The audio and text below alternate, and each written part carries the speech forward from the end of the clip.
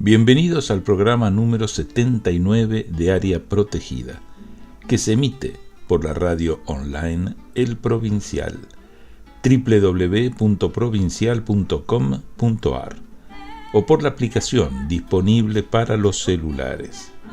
Con el nombre de areaprotegida.patrimonio, nos pueden ubicar en nuestras redes sociales, Facebook e Instagram, y escuchar en nuestro podcast de Spotify, al cual invitamos a valorar, y en nuestro canal de YouTube, al que agradecemos que se suscriban. Ya disponen de trivias sobre patrimonio en Instagram, para aprender, pero de una forma muy entretenida. ¿Qué tal, Rubén? ¿Cómo estás? Muy bien, Rodolfo, como siempre, trabajando y tratando de recordar las cosas que hay que informarle al público, organizándonos mentalmente, y una de las cosas que no quería dejar pasar era que, la semana pasada, el martes pasado, en la Manzana de las Luces, se celebraron los 50 años de la creación del Comité Argentino de ICOMOS. Claro, qué bárbaro. No sé, ya no 50 sé si el años. público, sí, tal cual, no sé si el público lo tiene presente, pero el 21 de mayo de 1973, un grupo de profesionales destacados como Jorge Gazaneo, Ramón Gutiérrez, Alberto Nicolini, Federico Ortiz, Mabel Escarone, Juan Schellenberg, Marina Weissman, son todos... Un seleccionado, Rubén. Sí, es una selección que, todos ellos de alguna forma u otra fueron docentes nuestros y nos transmitieron de alguna manera la pasión por el patrimonio e hicieron un fuerte trabajo de docencia y de motivación. Y todos tratamos de alguna forma u otra a lo largo de estos años de sostener este organismo que es tan importante, no solo a nivel nacional, sino a nivel internacional.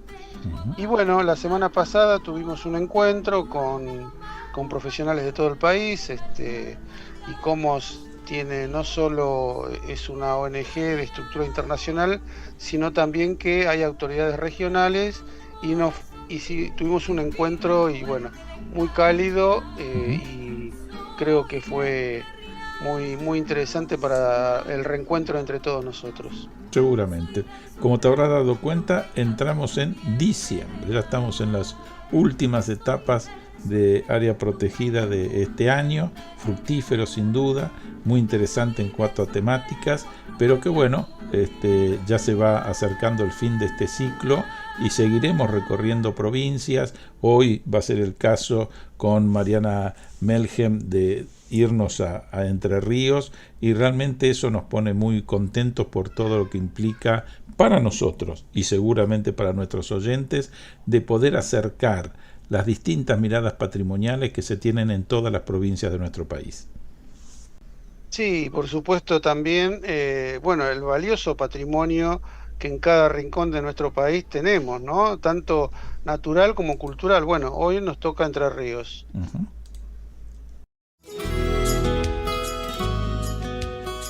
Estás escuchando Área Protegida por el Provincial Radio, con Rubén Mera y Rodolfo Giunta. En este segundo bloque de Área Protegida tenemos el gusto de presentar a Mariana Melhem, que es arquitecta de la Facultad de Arquitectura y Urbanismo, especialista en teoría, historia e intervención en la rehabilitación, es docente e investigadora, fue delegada por Entre Ríos en la Comisión Nacional de Monumentos de Lugares y Bienes Históricos entre el 2014 y el 2023, y es miembro de ICOMOS Argentina como subdelegada del NEA Litoral. Recientemente ha publicado el libro Ciudades del Río, referido a los procesos de urbanización en el territorio entrerriano, vinculados espacialmente a los cursos de agua. En el 2019 se inauguró la obra de restauración de la Capilla Norte de San Miguel, el edificio religioso en pie más antiguo de la provincia, 1822, en cuyo proyecto ha participado en coautoría con los arquitectos Alejandro Johnson y Gabriel Terencio. En el 2020 la obra fue galardonada con el segundo premio de la Sociedad Central de Arquitectos y el SICOP Iberoamericano a la mejor intervención en obras que involucran el patrimonio edificado, categoría en obras hasta 1000 metros cuadrados.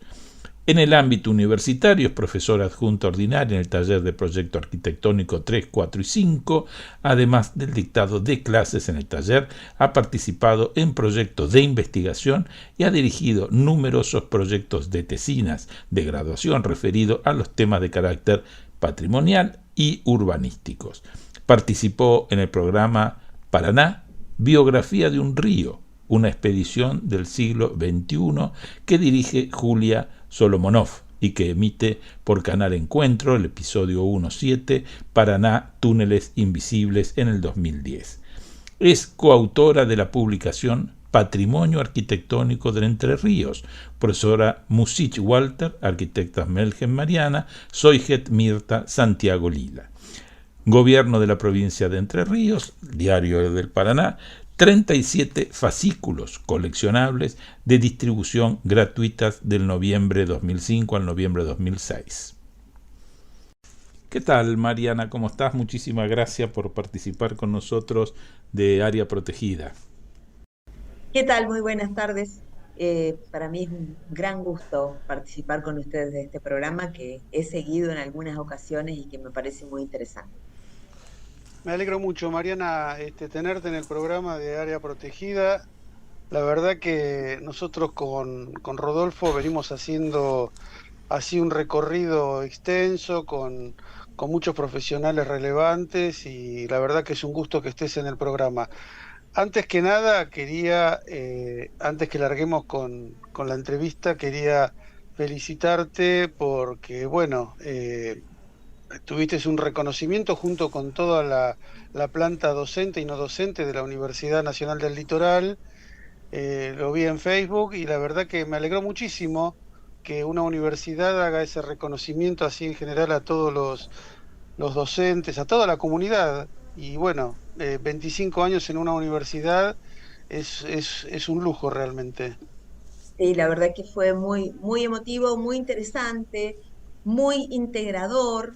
Me pareció, digamos, hay para destacar, así como me parece que una secuencia de hechos, ¿no? Por supuesto, el honor de haber recibido el reconocimiento, la reflexión respecto al tiempo que hace que uno está en la facultad, en la universidad, porque en realidad yo trabajé en arquitectura, pero también trabajé en una época, estuve en la Facultad de Ciencias Agrarias, o sea, he estado como participando en distintos lugares, entonces completar estos 25 años en la Universidad del Litoral tiene mucho de esto de haber participado desde diferentes miradas, ¿no? También fui dirigente estudiantil en algún momento, así que, y por eso son un poco más los años, ¿no?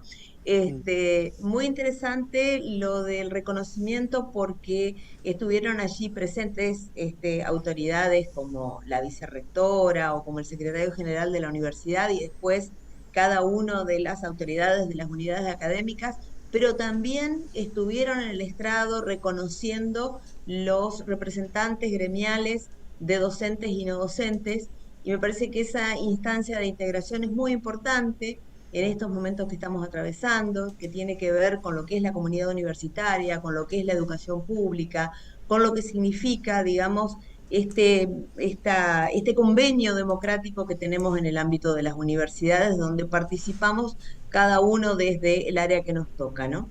Así que fue muy, muy, muy lindo. Sí, yo realmente lo pongo en el mismo estrado que lo pones vos de valoración y especialmente en estos tiempos que, bueno, la educación pública adquiere un valor superlativo, ¿no? Por los momentos que estamos pasando. Yo quería hacer un comentario, y no un comentario, más una pregunta que otra cosa, porque sabemos que en algún momento vos fuiste delegada por Entre Ríos de la Comisión Nacional de Monumentos y de Lugares y Bienes Históricos y que eso es un cargo muy importante y que compromete a todo el patrimonio arquitectónico y urbano de una provincia. Y bueno, ¿por qué no empezamos por este lado, que me parece que es lo más rico como para hacer un pantallazo del patrimonio que tiene la provincia de Entre Ríos?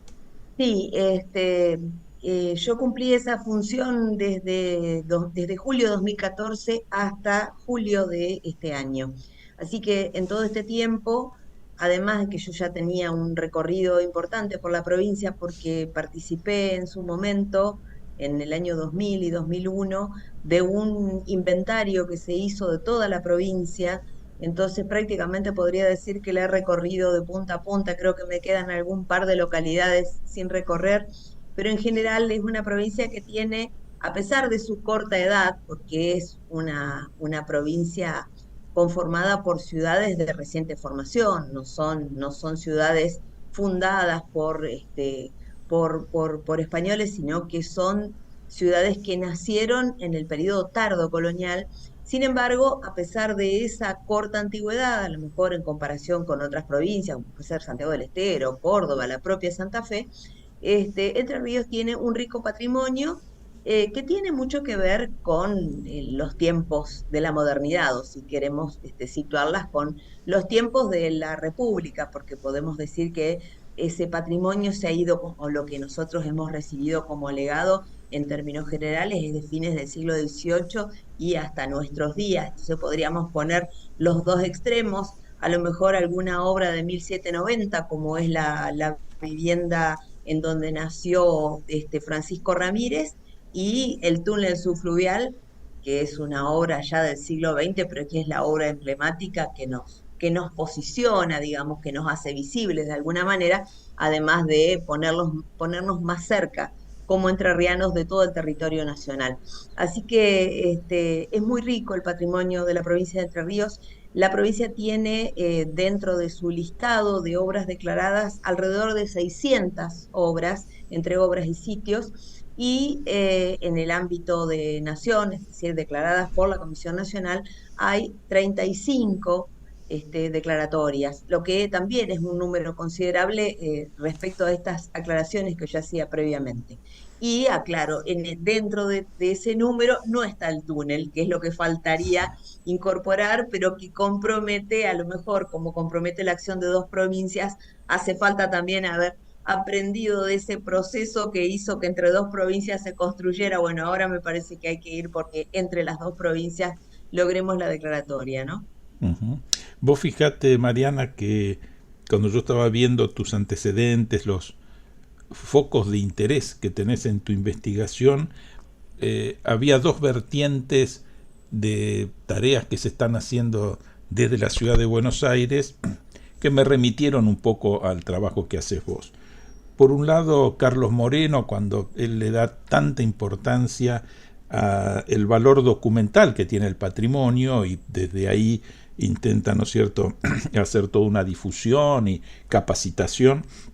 Y por otro lado, en función de algo que vamos a hablar más adelante, de tu libro sobre ciudades del río, esto es algo que también se comparte con la ciudad de Buenos Aires. Graciela Silvestri, por ejemplo, ha trabajado mucho la relación de la ciudad de Buenos Aires con el río, y creo que un poco, el nombre de la provincia justamente es Entre Ríos, esta es una característica. ¿Cómo marca, digamos, ese paisaje cultural de la Mesopotamia al patrimonio de Entre Ríos, para que nuestros oyentes puedan interesarse por un lado y además reconocerlo como tal?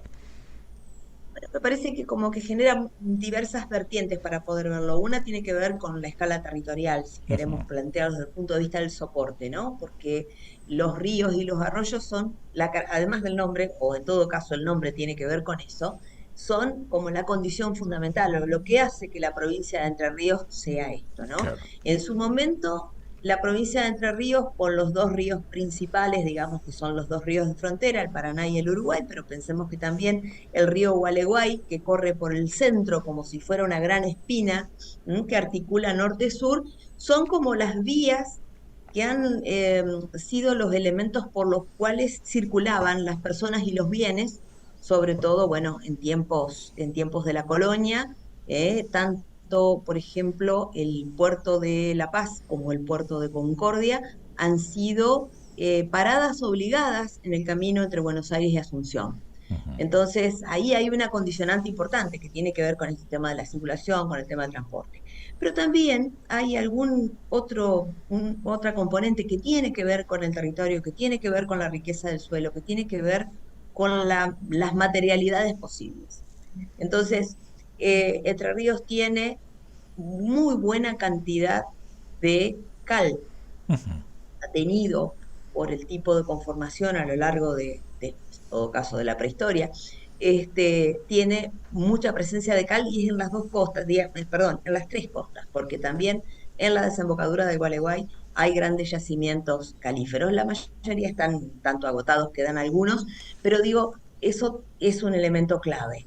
El otro elemento clave está vinculado también con el río, con la materialidad, la existencia de la arena y la existencia de arcilla para la Claro. ejecución de los primeros ladrillos de adobe, pero después ladrillo cocido.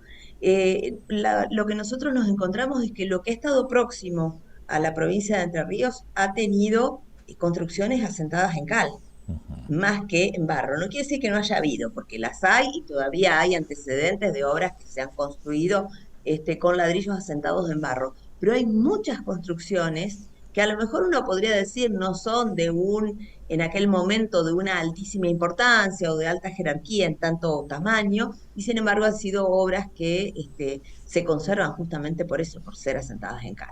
Claro. Entonces me parece que ahí hay un condicionamiento importante.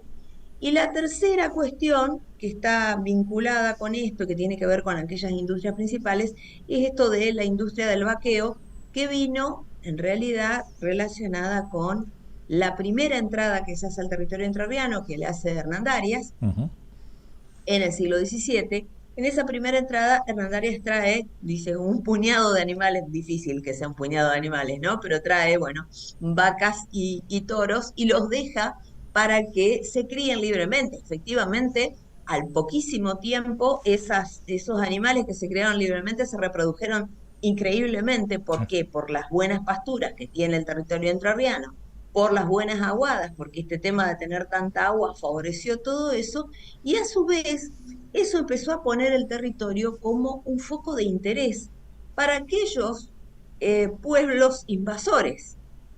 Tanto es así que la provincia estuvo o el territorio, vamos a decir, no tenía conformación como entidad provincia, pero sí ese territorio que funcionaba como espacio de proyección del Cabildo de Santa Fe, tuvo graves problemas en tanto se constituían en amenaza tanto los portugueses como los ingleses por el tema digamos, de la fácil extracción de los animales. Claro.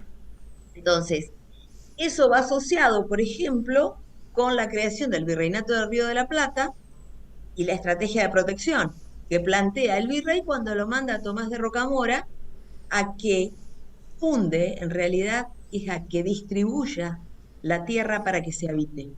Entonces lo que hace Rocamora es reorganizar aquellos caseríos que había próximos a los ríos para otorgarles la tierra y que entonces hubiera una ocupación efectiva del territorio, ¿no? Sí, todo eso va configurando, y acá estamos hablando de mucho material e inmaterial, porque va configurando la lógica del territorio y va dando origen a lo que hoy nosotros llamamos patrimonio. Es decir, de esa gesta, de la gesta de Rocamora, tenemos las únicas tres ciudades fundadas efectivamente en tiempos de la colonia, que son Gualeguay, Concepción del Uruguay y Gualeguaychú. Que Concepción del Uruguay se llamaba Arroyo de la China.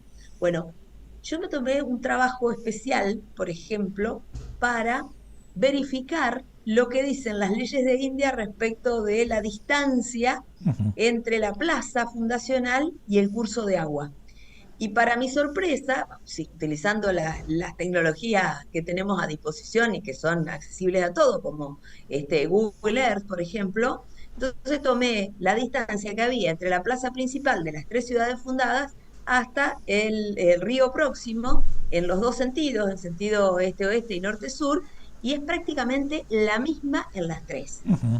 Entonces es como que hay ciertos elementos que ahí van configurando esta idea del paisaje cultural, ¿no? Claro. Aquellos elementos que tienen que ver con el condicionante o posibilitante del territorio y a su vez lo que la norma estimaba y cómo se practica la norma. Lo novedoso es que Rocamora en uno de los textos dice que lamenta no tener un ejemplar de las leyes de India para poder corregir esa fundación de ciudades. Sin embargo, lo hace perfectamente tal como lo establece la normativa. Ahí hay toda una cuestión, me parece que es interesante, de reequilibrio del territorio. Seguimos hablando de Claro. territorio y todavía no hablamos de arquitectura, ¿no?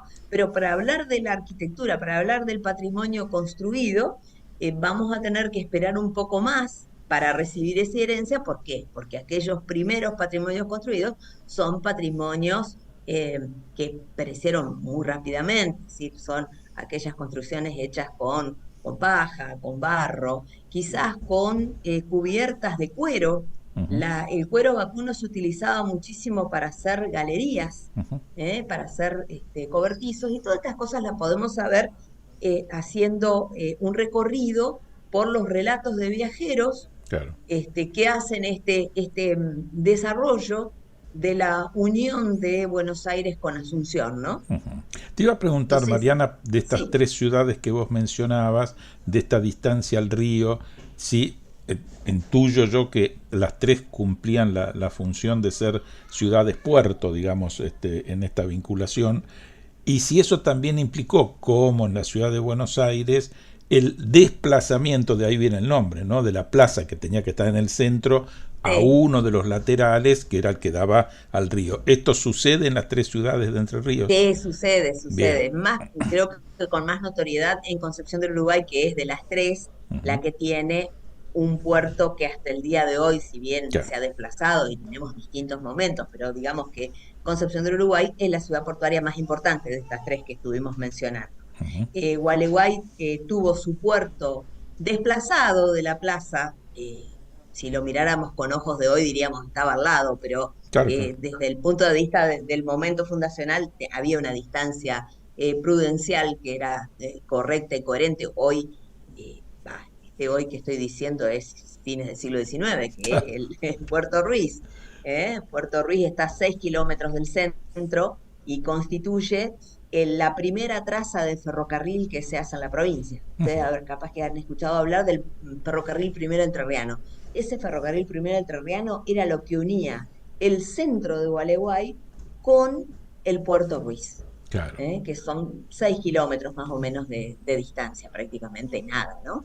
Pero digo, en esas tres. Y bueno, Gualeguaychú también tiene su puerto de relevancia, pero insisto, me parece que el más relevante de todos es Concepción, y es como que uno imagina inmediatamente a Concepción como esta ciudad que además tiene un recorrido prácticamente todo, en vez de tener costanera, tiene puertos, digo, Ujú. para hacer Sí, sí. una comparación, ¿no? Es una sucesión de puertos en distintos momentos históricos. Es decir, el puerto viejo, que todas lo tienen, después el puerto confederal, que es como un anclado, digamos, en aquel puerto viejo, y el puerto del siglo XIX, el puerto que se vincula con el ferrocarril, el puerto del sistema ferroportuario, ¿no? Ujú.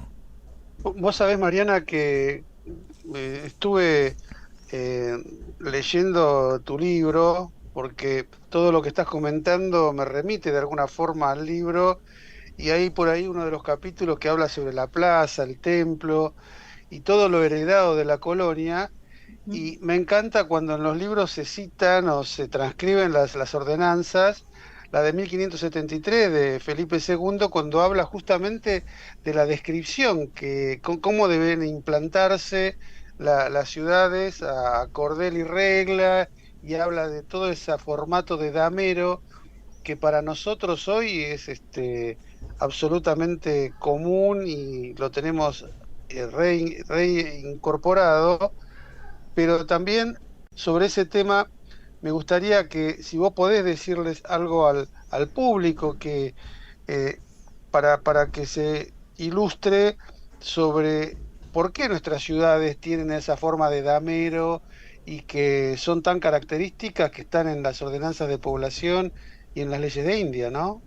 Claro, bueno, el tema me parece fundamental, tiene que ver con esta previsión que tenían de pensar que la ciudad podía extenderse sin obstáculos, ¿no? Cosa que en la provincia de Entre Ríos es bastante raro, porque en realidad ese sin obstáculos, el primer obstáculo es un curso de agua. Claro. Pero en general, digamos, bueno, y volviendo a esto que decía antes, ¿no? Que que son ciudades de reciente formación, que no están fundadas por el bando, pero sin embargo, aquellos que estuvieron en la fundación recordaron los principios, las ordenanzas que planteaban las leyes de India y lo hicieron tal cual estaba establecido, ¿no? Entonces, para mí me parece importante esto de reflexionar acerca de los instrumentos con los que se hicieron, esos instrumentos del trazado, esto de acordel y regla. Hay algunos textos que a mí me parecen muy novedosos, referidos a la ciudad de Paraná. Uno de los pilotos que se encarga de hacer la extensión de las calles, ya prácticamente a mediados del siglo XIX, dice, iba caminando a cordel y regla, llevaba el rumbo tanto, y de golpe me encontré con un curso de agua, entonces tuve que desviar. Todos los Claro. paranenses sabemos que ese desvío es calle San Juan. Calle San Juan es la que hace una especie como de serpenteo y tiene como punto de perspectiva la Catedral Metropolitana, bueno, una obra posterior, por supuesto, pero digo, uno va encontrando cuáles son las lógicas de ese damero desprolijo que hay en algunos lugares, por ejemplo, en el lado de Paraná.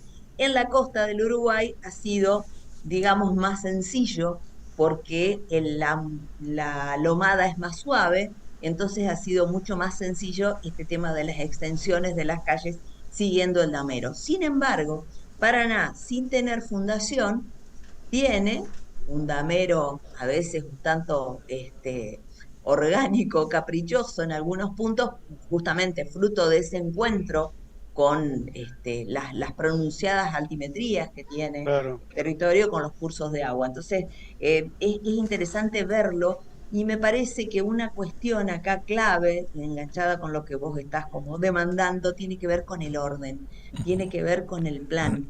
Nosotros por ahí hablamos de plano, hablamos de planeamiento y parece que tenemos que solamente hablar desde una dimensión. Cuando digamos, el conjunto de leyes de India y la forma de crecimiento o la idea de crecimiento de las ciudades a partir de la organización del damero no es otra cosa que un plan. Es un plan de ordenamiento. Aquel plan de ordenamiento que se proveía desde la corona, ¿no? Pero que después se Tal cual. repitió porque dio buenos resultados, ¿no?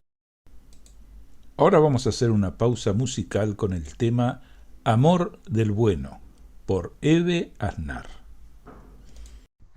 Amanecí estrujando un sueño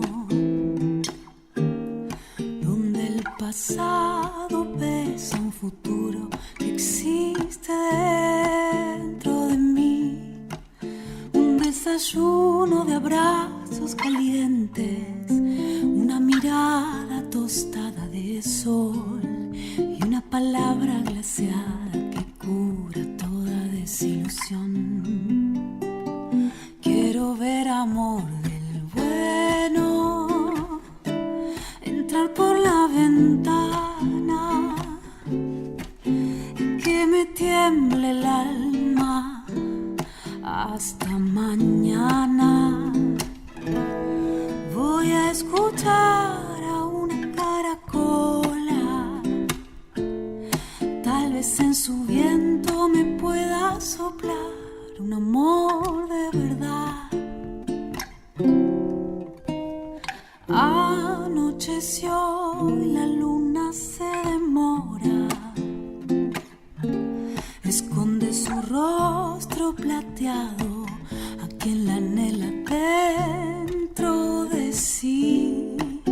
Cuanto más se la busca se esconde y sobre el mar su brillo responde a los ojos de quienes la vieron alguna vez navegar.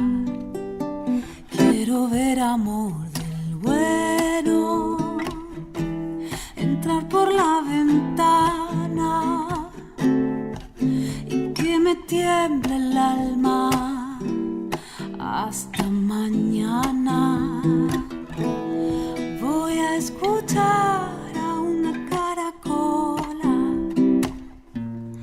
tal vez en su viento yo pueda encontrar un amor de verdad, un amor de verdad, un amor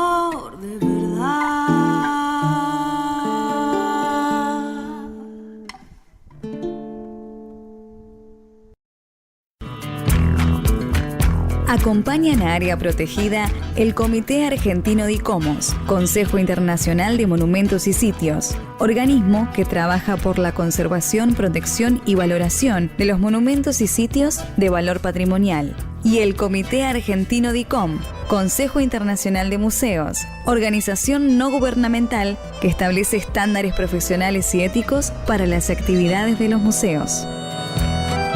CICOP, Centro Internacional para la Conservación del Patrimonio, organización no gubernamental que desde hace 30 años trabaja en pos del conocimiento y conservación del patrimonio cultural.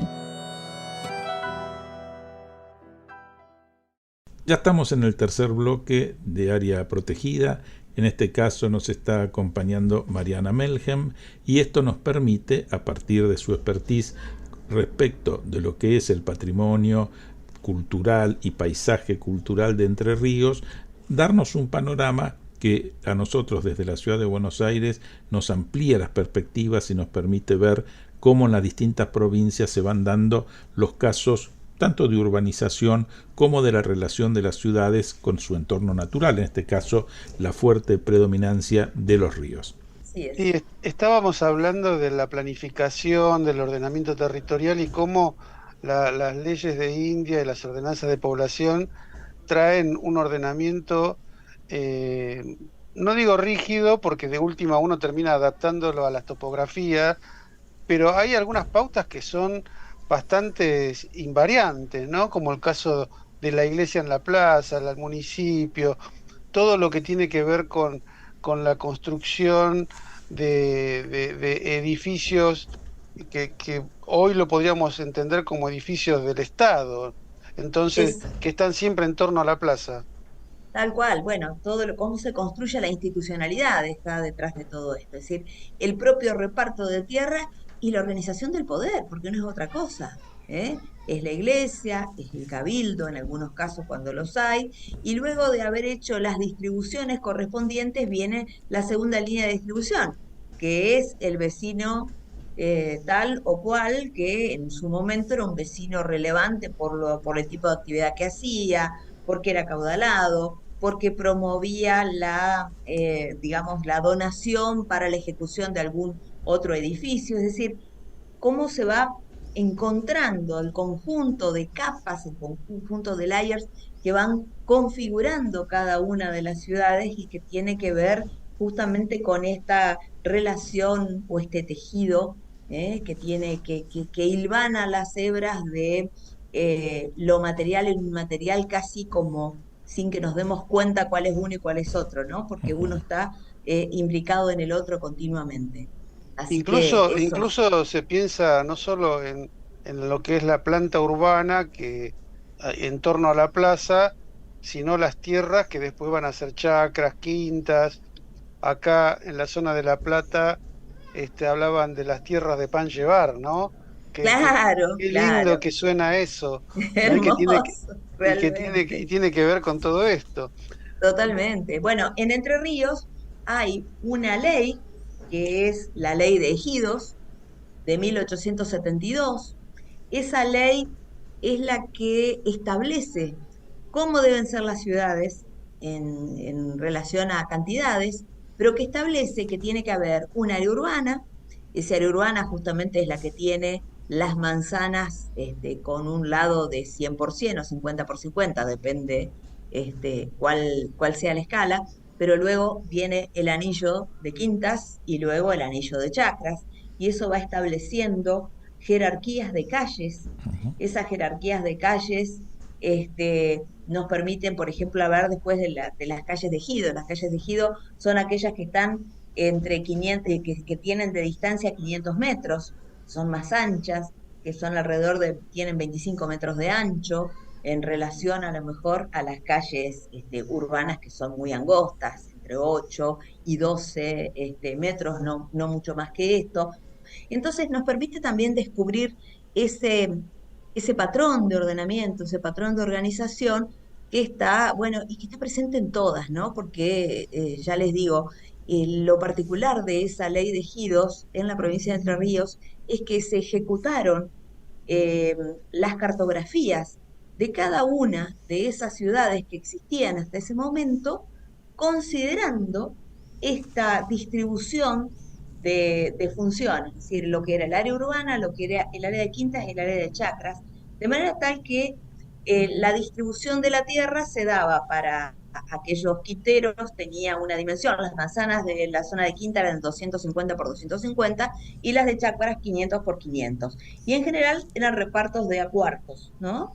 Entonces, eso define un hoy que todavía está presente aún con la expansión de las ciudades, con la expansión del centro, con el avance del área urbana sobre las áreas productivas, está presente, se lee, y fue esa tierra una tierra de soporte muy importante para absorber las construcciones de las viviendas a gran escala realizadas por el Estado con la operatoria Fonavi, que en el caso de la provincia de Entre Ríos se hicieron mucho antes, tienen un primer momento que sí es compatible con el Estado Nacional, que es la Junta Autónoma de la Vivienda, que se crea entre los años 47 y 48, con el gobierno peronista.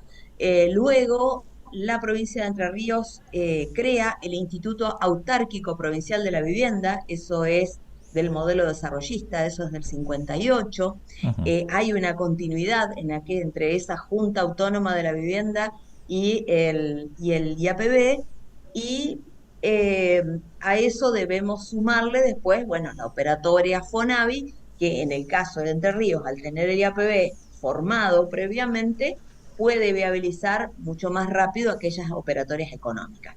No hablamos de los resultados, pero sí de cuál ha sido, digamos, o cómo se han comportado estos ordenamientos del siglo XIX como soporte para resolver la cuestión de tierra y de alguna manera aportar a la solución del problema de la vivienda. Insisto, con ciertos desfasajes, sobre todo referidos al tema del equilibrio territorial, ¿no? Vos sabés, Mariana, que recorriendo tu libro, hay un punto que me gustaría que lo tratemos antes de pasar a otro tema, porque yo ya tengo todo medio reservada las preguntas. No, porque me encantó este capítulo de arquitectura flotante, ¿no? Ah, En las que se refieren a las vías fluviales y especialmente a la instalación de los embarcaderos flotantes, ¿no? sí, Porque sí. eso es un tema que yo creo que es muy contemporáneo, yo creo que es poco medio de vanguardia todo eso, ¿no? Bueno, claro, y además, Hoy uno habla de las casas flotantes en Holanda y no sé cuántos lugares, pero esto es de principios del siglo XX. sí, esto es de los años 30 prácticamente, 30, de claro, fines sí, de los sí, 20, principios de los 30, y lo que es sí. interesante es que hubo muchos de estos, ahora yo no recuerdo exactamente por las fechas y esto, pero muchos de estos embarcaderos o puentes especiales con ciertos mecanismos fueron realizados en Argentina de la mano del ingeniero Otto Krause, tratando de resolver la problemática de disociación en comunicación con los estados centrales, digamos que eran los proveedores de estas tecnologías, y fueron realmente intentos muy interesantes eh, que tuvieron sus frutos en distintos puntos del país. Lo que pasa es que nosotros tenemos, por ejemplo, el caso de Hernandarias, que el embarcadero todavía está presente y está cuidado y uno puede ir a visitarlo, entonces se puede dar una idea de qué se trata, digo, de la totalidad que había dispuestos, de acuerdo a lo que establecían las leyes del Ministerio de Obras Públicas de la Nación. Tenemos la suerte de contar con el embarcadero de Hernandarias, por ejemplo, que es digno de poder recorrer y de ver, aunque uno no pueda, por la pequeña escala que tiene, imaginarse cómo ha sido esa tarea, porque uno tiene como un ideario de cosas de mucha mayor envergadura quizás, pero estas construcciones de pequeña escala, pero que han funcionado muy bien y aún lo siguen haciendo, es como que nos despiertan cierto interés por saber cómo era eso, ¿no? Claro, porque aparte el hecho de ser estos embarcaderos flotantes podían adaptarse a los distintos niveles de crecimiento del río y eso facilitaba muchísimo el uso, ¿no? Seguramente. Lo interpreto de esa forma, por lo menos. Sí, sí, sí, así es, de tal modo que lo asocias con los tiempos actuales y justamente yo trabajo en el ámbito de la Municipalidad de Paraná y estuvimos trabajando en un área urbana y una de las cuestiones era trabajar con la idea de un muelle flotante y Claro. la modalidad de resolución es prácticamente la misma. ¿M? Sí, y tal vez, no sé vos qué decís, Rodolfo, pero lo estuvimos hablando en algún momento, que con toda esta problemática del cambio climático, que hay cambios de niveles, yo creo que es una solución que tiene futuro, me parece, ¿no? Porque este, como hay como previsto cambios de niveles en todos los lugares, marítimos, ríos, creo que es una solución más que adecuada. Mariana, ¿te parece si cambiamos un poquito de tema Bueno. y lo llevamos a los trabajos de restauración de la Capilla Norte de San Miguel? Vos ganaste un premio sobre esos trabajos, ¿no? De intervención. Sí, ¿Por qué no así nos es. Bueno, contás un poco? bueno, eso fue es como un largo camino, que parece que al mirarlo al final parece que fue cortito, pero fue bastante, bastante extenso. Hace muchísimo tiempo, una sucesión de colegas, vamos a decir, miraban el espacio de la capilla con mucho temor a que desapareciera por el hecho de que era un espacio invisible, que estaba oculto detrás de un paredón. Había una situación como de encriptamiento, pero también una situación de desconocimiento de parte de los portadores del bien. O sea, la curia no tenía real dimensión de lo que significaba un edificio como la capilla, porque la capilla es el edificio en pie, o sea, el más antiguo en pie religioso de toda la provincia de Entre Ríos, es de 1822, y es el más antiguo de la ciudad de Paraná. Y justamente detrás de esto hubo, bueno, muchísimas aproximaciones que lograron pequeñas cosas a lo largo del tiempo. Entonces, primero se logró detrás de la Comisión de Preservación Municipal del Patrimonio que se trabajara en el proyecto de declaratoria nacional, cosa que se logró en el 2000. En el 2000 la capilla es declarada como un monumento histórico nacional. Igualmente esa declaratoria no sirvió más que para hacer el primer reconocimiento de la primera aproximación, porque seguía con las puertas cerradas, seguía utilizándose como depósito, y, y entonces hubo, digamos, nuevos movimientos de gente que querían conocerla, que querían que se abrieran las puertas. La curia estaba un poquito reticente porque tenían miedo de los efectos que podrían causar si hubiera algún desprendimiento, algún riesgo. Bueno, la cuestión es que se logró en 2005 abrirla para una noche de los museos en el estado en la que estaba, que no era muy bueno desde el punto de vista de lo presentable, pero desde el punto de vista de la estabilidad, nunca fue tan grave el problema de estabilidad, ¿no? O sea, llamaba la atención esto de que con los años que tenía, con las malas intervenciones que había sufrido y con las pocas acciones de mantenimiento y restauración, estuviera bien. O sea, lo que podía pasar es que cayera algún ornamento, pero no era tampoco era una gran pieza ornamental, sino a lo mejor un florón o un leoncito. Este, y bueno, siguió el derrotero con estas intenciones. Hubo una fundación, la Fundación San Miguel Arcángel, que se organizó para cuidar el templo mayor, no para cuidar la capilla, pero igualmente se fueron comprometiendo las personas que integraban la fundación para conseguir que en otros momentos se abriera. Hasta que más o menos en el año 2015, un colega de los que trabajó en el proyecto de restauración, personal de la Secretaría de Cultura de la provincia, logra que la provincia le facilite la instalación de andamios y que entonces se pueda subir y hacer un relevamiento a mano del estado de situación de los ornamentos, que era lo que más se temía, digamos, para la apertura, y se hace una propuesta justamente para una noche de los museos que incluye una teatralización, incluye unos sonidos de tamboriles, porque justamente lo que tiene de particular la capilla desde el punto de vista patrimonial inmaterial es que está inserta en lo que fue el caserío de los afros, el caserío de los negros libertos en la ciudad de Paraná. Y entonces, bueno, muchos creen que ha sido como el motivo de su instalación está vinculada a esto de acristianar a los grupos afros que estaban allí asentados. Así que bueno, ese evento se hace con todo esto y llegamos al 2016, donde el gobernador Bordet se entera de que existe este lugar y un poco fueron, la esposa fue y fueron otros funcionarios a verlo, les pareció interesante y dijeron, bueno, nosotros queremos aportar para la restauración. El tema es que, como el bien no es del Estado, el Estado no se podía hacer cargo del desarrollo del proyecto, sino que lo que podía hacer era otorgar un subsidio para que desde la curia se manejara y se desarrollara eso.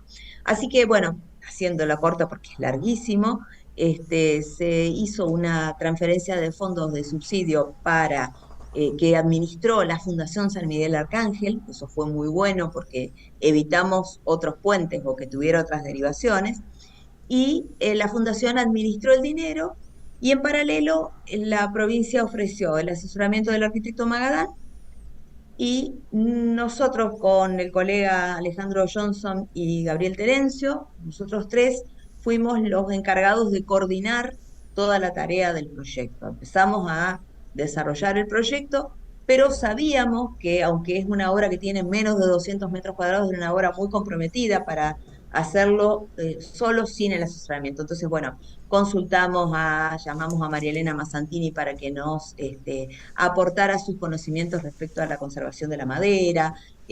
También estuvimos con un ingeniero estructuralista para ver cómo se comportaban las fisuras. Bueno, una serie de elementos que hacían a la totalidad y a comprender que este bien no se podía intervenir haciéndole una limpieza de cara, sino trabajando con las lógicas que tenía, y lo llamamos también a Daniel Javelson, que hizo unas prospecciones. Nosotros queríamos saber ciertas cuestiones que tenían que ver con la materialidad. Entonces, por ejemplo, aparecieron unos ladrillos donde se veían las pisadas de las gallinas.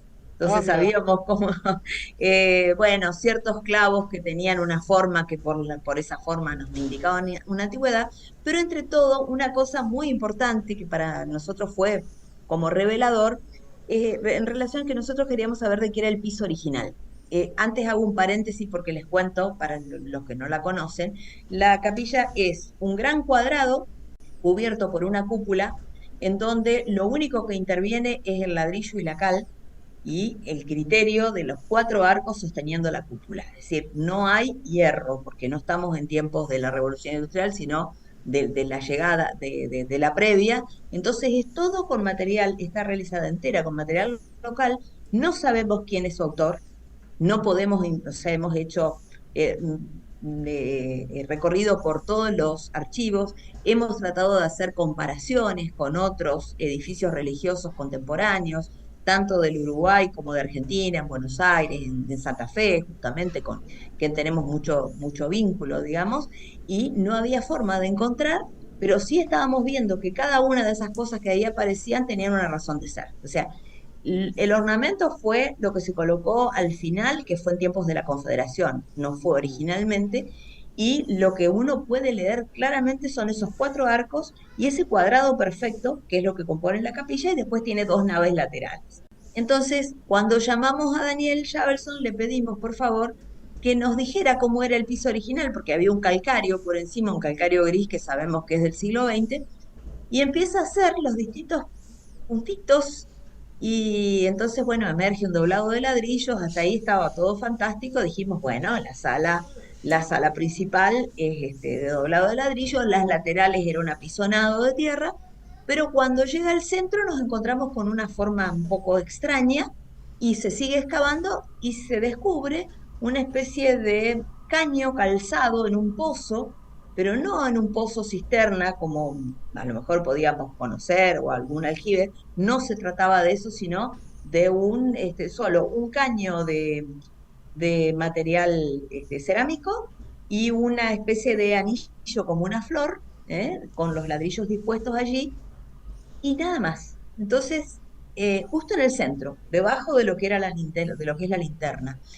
Y entonces, bueno, pudimos hipotetizar que se trata del desagüe de la pila bautismal, porque teníamos la pila bautismal del siglo XVIII de las misiones jesuíticas, que fue donada hacia fines del siglo XVIII, y entonces, bueno, como le consultamos también al cura cómo era el sistema de evacuación de las aguas del agua bendita, que no sabíamos, no puede ir a cualquier lado, tiene que ir a tierra, entonces puede llegar a ser que eso que encontramos, que está en el centro, haya sido el desagüe de la pila bautismal. Entonces, ahí tomamos una decisión de diseño que era mostrarla, no volver a taparla. Bueno, elegimos colocarle un vidrio, plantear el tema de las rejillas de ventilación, bueno, todo lo que eso contenía, que nos llevó un montón de tiempo, parece que no, pero pensar el cómo. Y la otra gran desafío tenía que ver con el vínculo con el templo mayor. Y ya casi metidos en la obra, ya resolviendo cosas que estaban planteadas, apareció un marco de puertas con alcayata, que se notaba que era muy antiguo también, y ese marco estaba en el vínculo entre los dos templos. Es decir, que en algún momento, cuando se empezó a construir el templo nuevo, se realizó ese vínculo, que es bastante extraño porque tiene diferencias de nivel entre el piso del templo mayor, el templo más nuevo sería, y el de la capilla. Sé que hay un conjunto de elementos que la capilla nos llevó a trabajar, que van más allá del hecho de haber puesto en valor, haber restaurado, haber hecho visible una obra de esa relevancia, es lo que uno puede aprender y lo que nos va a seguir enseñando la obra, digamos, lo significativa que es, ¿no? Así que todo eso fue tratado de comentar dentro del marco del concurso de Sociedad Central y SICOP del 2020, porque la capilla, en el 2017 desarrollamos el proyecto de restauración. En el 2018, en julio de 2018 empezó la obra, y en septiembre de 2019 se inauguró. Esa inauguración además incorporó un espacio de proyección, una especie de plazoleta que no estaba, que es de un terreno de la provincia, y que logramos nosotros también viabilizar que se integren de manera tal de poder darle otra visibilidad, otro encuentro con la ciudad, porque si no iba a quedar de nuevo restaurada pero tapada. Y bueno, y hoy se hacen distintas actividades muy interesantes, porque hay actividades, bueno, la propia curia la usa a veces para hacer algunos casamientos especiales, porque se trata de un espacio muy pequeño, entonces son ceremonias con poca cantidad de gente. Claro. Se han hecho eventos de canto, se han hecho trabajos con niños, con trabajos vinculados con representaciones, con animaciones, es decir, hay una serie de actividades que van asociadas, que tienen que ver con hacerla visible, y suponemos nosotros, desde nuestra condición de proyectistas, que el patrimonio habitado y el patrimonio reconocido es más fácil que pueda perdurar por más tiempo que aquel que queda, ¿no?, encerrado en sus cuatro paredes. Falta todavía un montón, pero la obra en sí ha dado pie a muchísimas actividades y mucho reconocimiento en una ciudad como Paraná, que tiene la particularidad de no ser una ciudad fundada. Hablábamos recién de las tres fundadas, Gualeguay, Sí, Gualeguaychú y Concepción. Paraná no fue fundada, sino que fue una ciudad que nació prácticamente por agregación en momentos en que Santa Fe abandona su sitio, Santa Fe la Vieja, para instalarse en el sitio actual que queda inmediatamente enfrente, y entonces los vecinos de Santa Fe empiezan primero a cruzar el ganado y luego a establecerse del lado de la ciudad de Paraná, justamente por lo que implicaba, por la barranca, por la defensa, por la existencia de aguas, por los buenos pastos, y entonces siempre está en disputa el tema de la antigüedad de la ciudad. Tenemos para decir que Paraná, al menos podemos acreditar que es de principios del siglo XVIII. ¿Por qué? Porque está el pedido para la instalación de la parroquia, lo que llamamos la iglesia matriz, lo que es la catedral, que fue otorgado en 1730. Entonces, si había otorgado un permiso para tener una parroquia, implica que la cantidad de habitantes que tenía eran suficientes como para poder Claro, sostenerla. Entonces, claro. eso es lo que acredita la antigüedad. Mientras tanto, sabemos que al Cabildo de Santa Fe no le interesaba de ninguna manera otorgarle la posibilidad de que tuviera su propio cabildo, porque esto implicaba renunciar a la propiedad que tenía de las tierras otorgadas desde la propia fundación de Santa Fe por Juan de Garay, digamos. Esto era un radio que ocupaba prácticamente 3/4 provincia de Entre Ríos. Era del Cabildo de Santa Fe, después había un cuarto al norte allí, cerquita de lo que es hoy Concordia, que dependía de Yapeyú, y el sur que dependía de Buenos Aires. Pero esos dos eran como pequeños fragmentos al lado de lo que era la extensión que correspondía al Cabildo de Santa Fe. Entonces, por eso siempre está en discusión la antigüedad de la ciudad en razón de estas cuestiones que son institucionales. Y también por eso tenemos ciertos problemas con la cuestión de los archivos, porque los archivos que tenemos son archivos ya del siglo XIX. Claro. No tenemos documentación en nuestro haber, digamos, que tenga que ver con eso, ¿no? No sé si estamos con el tiempo, Rodolfo, como para ir redondeando la entrevista, pero sí, tal cual como vos venís relatando, Mariana, bueno, el público debe advertir que todos estos trabajos de restauración, de recuperación que ustedes hicieron con esta capilla norte de San Miguel de Arcángel, da cuenta del valor documental y testimonial que tiene nuestro patrimonio, ¿no? Porque permanentemente uno está encontrando información histórica y bueno, cuando tenemos colaboradores como Magadán, como Mazzantini, como tantos otros expertos, uno va reconstruyendo el conocimiento histórico y cada vez con más precisión. La verdad que te agradezco muchísimo, Mariana. No sé si Rodolfo querés preguntar algo o para ir cerrando. No, de mi parte un profundo agradecimiento, creo que fue un panorama fantástico el que nos diste, Mariana. Yo creo que incluso ha ilustrado a nuestros oyentes quizás de un patrimonio que no sea tan conocido y que tiene una relevancia tan grande, donde el siglo XIX, sobre todo el accionar mismo de Urquiza, con toda su potencialidad productiva y el hecho también de pensar en los procesos migratorios y demás, hacen que todo este patrimonio de Entre Ríos sea relevante, si realmente todo aquello que se pueda hacer para difundirlo es bienvenido. Por lo cual, de mi parte, bueno, ya te digo, mi profundo agradecimiento y te mando un fuerte abrazo y nos encanta que hayas podido participar de Área Protegida. Bueno, a ustedes también las gracias por difundir el patrimonio, por ocuparse de eso que tanto hace falta. Bueno, mi agradecimiento también, Mariana. Para nosotros es un gusto compartir este espacio con, bueno, en este caso como vos también como representante de ICOMOS, que es muy importante para nosotros porque siempre nos están acompañando, lo mismo que el SICOP y que el ICOM. Así que muchas gracias y bueno, será hasta la próxima. Bueno, hasta la próxima. Muchas gracias a ustedes.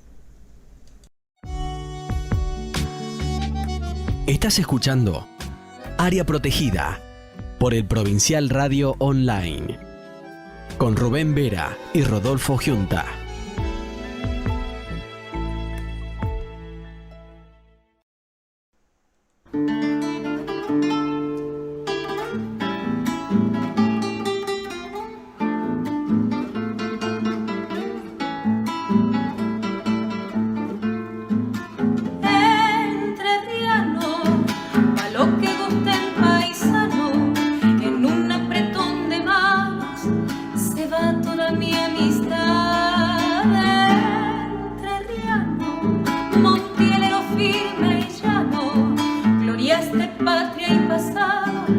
Agita el sermón